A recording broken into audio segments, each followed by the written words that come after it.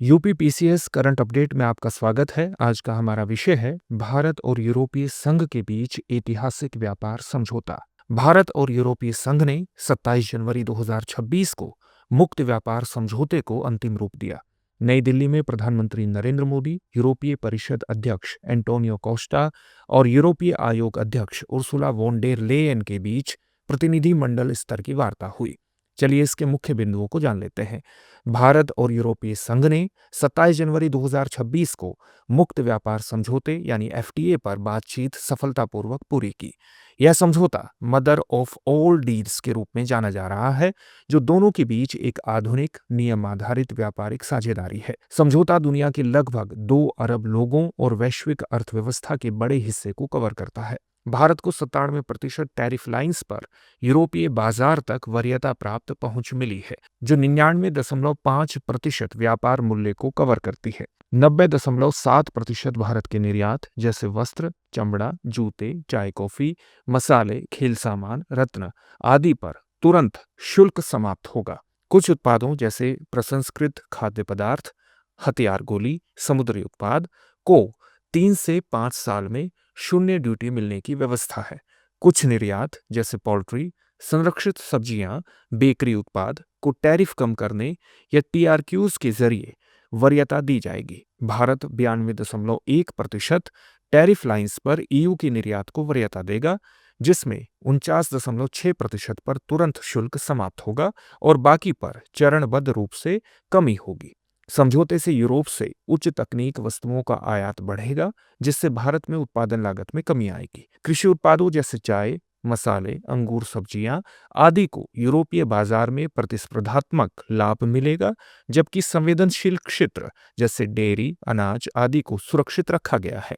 सेवा क्षेत्र जैसे आईटी, आईटीईज, व्यावसायिक सेवा, शिक्षा इत्यादि को व्यापार बाजार पहुंच और आसान प्रतिस्पर्धा मिलेगी। इसमें कौशल आधारित रोजगार और व्यावसायिक लोगों के यूरोप में समय समय पर प्रवेश को आसान बनाने का फ्रेमवर्क शामिल है।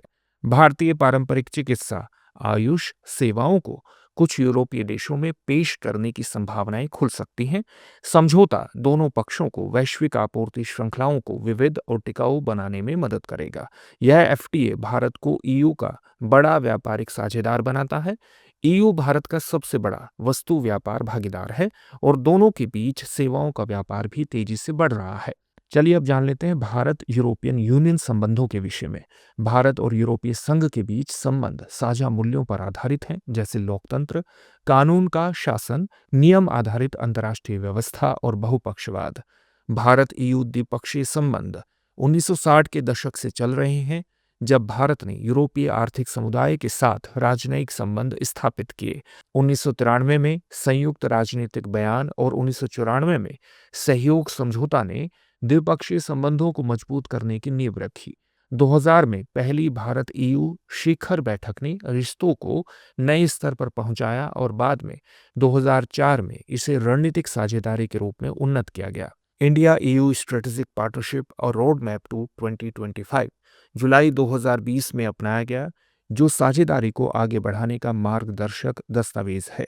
आज दोनों पक्ष व्यापार, निवेश, जलवायु परिवर्तन, डिजिटल सहयोग, कृषि, विज्ञान एवं प्रौद्योगिकी जैसे कई क्षेत्रों में मिलकर काम कर रहे हैं। 2023-24 में भारत का ईयू के साथ द्विपक्षीय वस्तु और सेवा व्यापार इतिहास में उच्च स्तर पर पहुंच गया, जिसमें ईयू भारत का सबसे बड़ा वस्तु व्यापार भागीदार बन गया।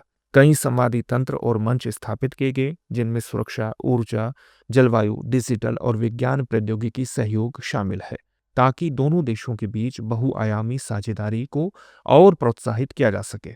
चलिए अब देखते हैं इससे जुड़े हुए एक प्रश्न को। भारत ईयू एफटीए को किस नाम से जाना जा रहा है? आपके सामने ऑप्शंस हैं: grand trade deal, mega economic pact, mother of all deals, global trade framework. इस प्रश्न का उत्तर कमेंट बॉक्स में कमेंट करके जरूर दीजिएगा। धन्यवाद। अब एग्जाम की तैयारी को और बेहतर करने के लिए हमारे चैनल को लाइक, शेयर और सब्सक्राइब करना ना भूलें।